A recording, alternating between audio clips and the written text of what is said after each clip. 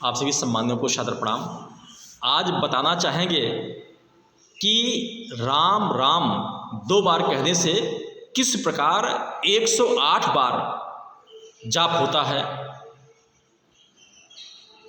और विज्ञान इस पर क्या कहता है, इसके बारे में आपको जानकारी देना चाहेंगे। जब हम एक बार राम कहते हैं तो आप देखिए र वर्णमाला में जैसे क ख ग घ अंग च छ ज हम इसको पढ़ते हैं तो इस वर्णमाला में र 27वें नंबर पर आता है।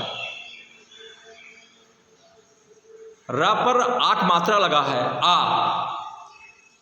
मात्रा के क्रम में जब जाते हैं तो बड़ा आ दूसरे नंबर पर है और म वर्णमाला में 25वें नंबर पर है। तो 27 + 2 + 25 जब जोड़ते हैं तो बराबर 54 होता है। यानी एक बार राम कहने पर 54 बार जाप होता है और जब राम राम 2 बार कहते हैं तो 108 बार जाप किया जाता है माले का। अब 108 जो गिनतियां हैं इसका अर्थ क्या है? एक का अर्थ ईश्वर से है, 0 का अर्थ निर्विकार होने का प्रतीक है, 8 प्रकृति का होता है जिसमें 5 जिसको पंच तत्व कहते हैं और 3 गुण होते हैं, सत्य, रज, तम। तो सत्व, रज, तम ये जो 3 गुण होते हैं ये सब मिलकर के 8 अंक बनाते हैं। अर्थात हम ये कह सकते हैं कि जो प्रकृति के विभिन्न पहलुओं से निराकार हो वही ईश्वर कहलाता है।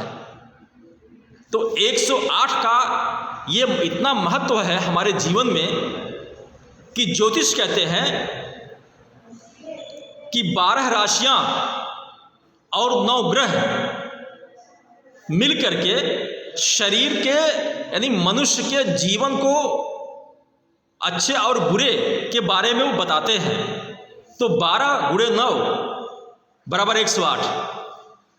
ज्योतिष में चांदी का धातु का बहुत महत्व है। चांदी का परमाणु क्रमांक भी 108 है